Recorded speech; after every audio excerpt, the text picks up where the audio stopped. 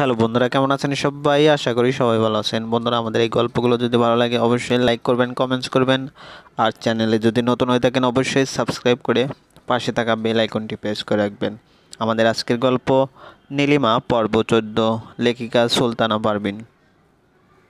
আতিকুর রহমানের লাশের দিকে নিয়াজ মোরশেদি অনেকক্ষণ চেয়ে থেকে এবার চোখ ফিরিয়ে একে একে বাকি সবার মুখের দিকে তীক্ষ্ণ চোখে তাকালেন। আবির দুর্বল নীলিমাকে নিজের সাথে হালকা করে চেপে ধরে রেখেছে। তানভীর মুখ শক্ত করে কিছু একটা ভাবছে, আর তনয়া পাথরের মতো এক দৃষ্টিতে নিজের বাবার লাশের দিকে তাকিয়ে আছে। কারো হাতে কোনো অস্ত্র নেই, অথচ এই চারটা মানুষের ঠিক সামনে লাশটা পড়ে আছে।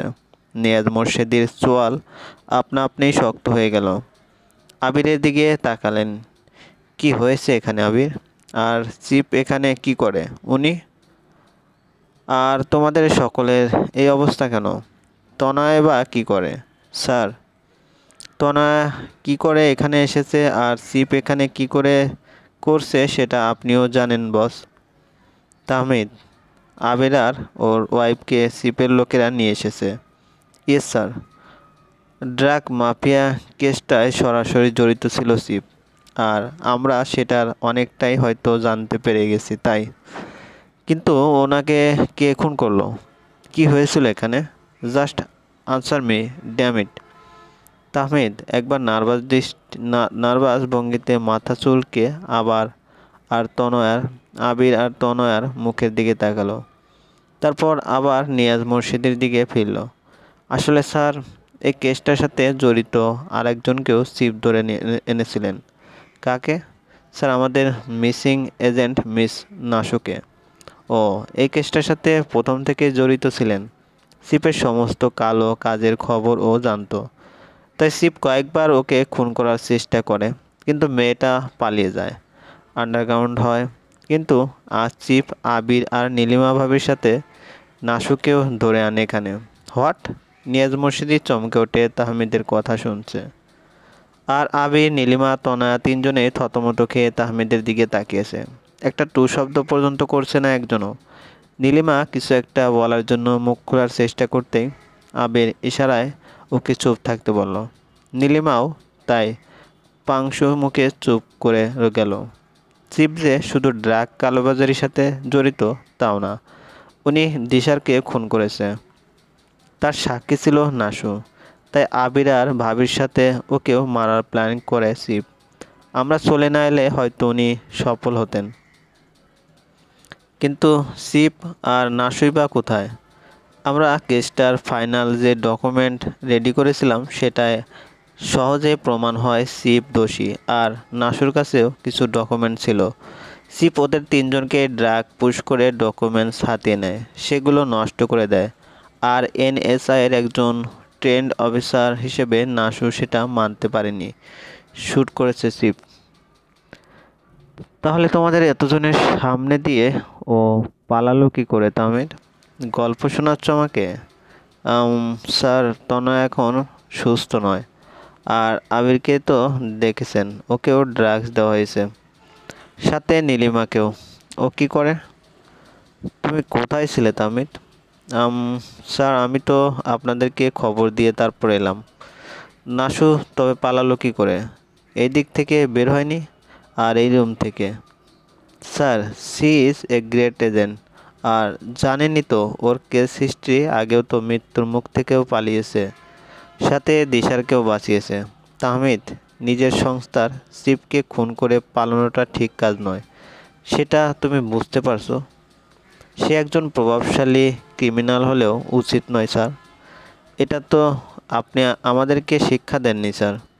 কী ব্যাপার বলো তো তাহমিদ? আজকে আবির, চুপ, তুমি কথা বলছো, কি চলেছে এখানে সত্যি করে বলো, নয়তো সবগুলোর চাকরি। বস, কিছুই চলছে না। আর চাকরি, নিজের দেশের জন্য এমন চাকরিও করবান, আর হাজার আতিকুর রহমানকেও করবান। I want Miss Nasu alive. সেটা তো পসিবল না স্যার।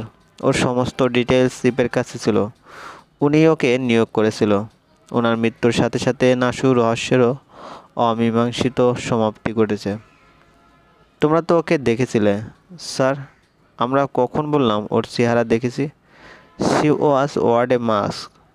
নিয়াজ মুর্শিদি আবার ভ্রু কুঁচকে তাহমিদের দিকে তাকালেন। তাহমিদ মুচকে একটা হাসি দিতেই নিয়াজ মুর্শিদি আবার আবির আর নীলিমার দিকে তাকালেন। আবিরের কাঁধে হাত রাখলেন ধীরে। তারপর হালকা কণ্ঠে, কেউ শুনতে না পায় এমনভাবে কিছু একটা বললেন। আবির থতমত খেয়ে চিপের দিকে তাকিয়েই থেকে শেষে হাসিমুখে মাথা নাড়ালো। নিয়াজ মুর্শিদি ও নীলিমার মাথায় একবার হাত রেখে অন্য অফিসারদেরকে লাশ নিয়ে যাওয়ার আদেশ করে বেরিয়ে গেলেন। ততক্ষণে অফিসাররা আতিকুর রহমানের লাশটা সরানোর সব ব্যবস্থা করে ফেলেছে। তাহমিদ তো আবিরকে একবার ইশারা করে তনয়কে হালকা করে জড়িয়ে ধরে আস্তে আস্তে বেরিয়ে এলো জায়গাটা থেকে। মেয়েটা তখনও পাথরের মতো হয়ে আছে। সবাই বেরিয়ে যেতে আবির নীলিমার মুখটা দুহাতে তুলে ধরে চোখে চোখ রাখলো। নীলিমা ভীত চোখে আবিরের দিকে তাকালো। চলো নীলি, বাড়ি ফিরি। স্যার, আমি আমি আসলে চলো চলো। আবির নীলিমাকে পাজা কোলে করে তুলে নিয়ে বেরিয়ে এলো। তারপর আলতো করে তুলে নিয়ে গাড়িতে বসিয়ে দিয়ে সিট বেল্ট বেঁধে দিল। তারপর বাড়ির দিকে গাড়ি ছোটালো। ততক্ষণ বেশ রাত হয়ে এসেছে। চারদিকটা গুমোট অন্ধকারে ঢেকে গেছে। বাড়ির সামনে এসে গাড়ি দাঁড় করাতেই নীলিমা বাইরে তাকিয়ে চমকে গেল। আবির ওর দিকে এগিয়ে এসে সিট বেল্টটা খুলে নিজের কোলে তুলে নিল। নীলিমা চমকে উঠে সরার চেষ্টা করলো। আবির স্যার, কি করছেন? এই নীলি, স্যার স্যার করছো কেন? I am your husband, not your boss madam. Nilima আড়ষ্ট হয়ে চুপ করে বসে আছে দেখে আবির নীলিমার মুখটা তুলে ধরে ঠোঁটে ঠোঁট ডুবিয়ে দিল। আবিরের উষ্ণ স্পর্শে নীলিমা চমকে উঠে আবিরের হাতটা শক্ত করে ধরে ফেলল। আবির নীলিমার ঠোঁট থেকে সরে এসে শক্ত করে নিজের বুকে জড়িয়ে ধরল, যেন ছাড়লে চুপ করে হারিয়ে যাবে মেয়েটা। নীলিমা সব ভুলে আবিরের বুকের ভিতরে হাতুড়ি পেটার মতো ভুকভুকানির শব্দ শুনছে। শব্দটাই যেন কিসের একটা ভয় মিশে আছে, কাছের কাউকে হারিয়ে ফেলার ভয়। আবির নিজেকে একটু সামলে নিয়ে নীলিমার চুলে আলতো করে হাতিয়ে দিতে লাগলো। নীলি, জানো, আজকে বড্ড ভয় পেয়ে গিয়েছিলাম আমি। এক মুহূর্তের জন্য মনে হচ্ছিল আমি বুঝি তোমাকে হারিয়েই ফেলেছি। তোমাকে হারাতে হলে বেঁচে থেকেও মরে যেতাম। উফ, তাহমিদ আর তনয়া না থাকলে হয়তো। তনয়ার নামটা শুনেই নীলিমা নিজের সমস্ত শক্তি দিয়ে আবিরের কাছ থেকে নিজেকে ছাড়িয়ে নিল। আবিরের কোলের থেকে নেমে একেবারে গাড়ির দরজার কোণের দিকে সরে এলো। আবির থতমত খেয়ে গেল নীলিমার এমন কাজে। নীলিমার দিকে হাত এগিয়ে নিতেই নীলিমা আরও সরে এলো। দরজাটা লক করা, তাই বের হতে পারল না। নীলি, এমন করছো কেন হঠাৎ? খবরদার আবির স্যার, আমাকে স্পর্শ করার চেষ্টাও করবেন না। আমি কোনো নীলিমা নই। আমি আমি নাতাশা। নীলি, প্লিজ, আমার কথাটা। স্যার, আমাকে স্যার, আপনাকে শেষবারের মতো বলছি, জোর করবেন না আমাকে।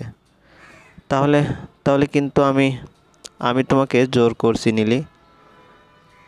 আমি আমি বাড়ি যাব। নীলি, এটাই তো তোমার বাড়ি, আমাদের বাড়ি। বাজে বাজে কথা বলবেন না একদম। আপনি আমার সিনিয়র অফিসার হতে পারেন। আজকে আপনারা একটা ক্রাইসিস থেকে আমাকে বাঁচিয়েছেন বলেই যে তার ফায়দা নিতে হবে? নীলি, কি বলছো? আর তাছাড়া তনয়া ম্যাডাম তো ফিরে এসেছেন। আমাকে ছেড়ে দিন না প্লিজ। নীলি, তনয়া আমার, প্লিজ। আমি হাত জোর করছি আপনার কাছে স্যার। আমি বাসায় যাব। আমার বাবা মা অপেক্ষা করছে আমার জন্য। আবির নীলিমার দিকে হাতটা বাড়িয়েই ছিল।